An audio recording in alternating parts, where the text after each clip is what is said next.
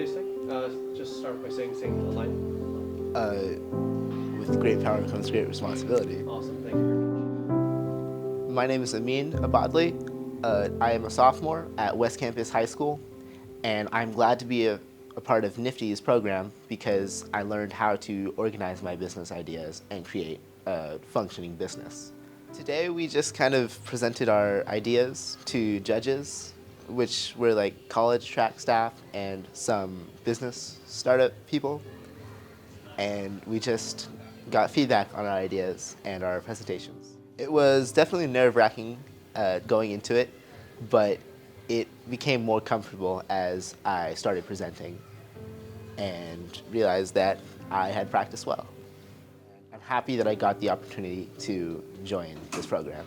By developing an entrepreneurial mindset, I feel like I have way more options outside of just school activities.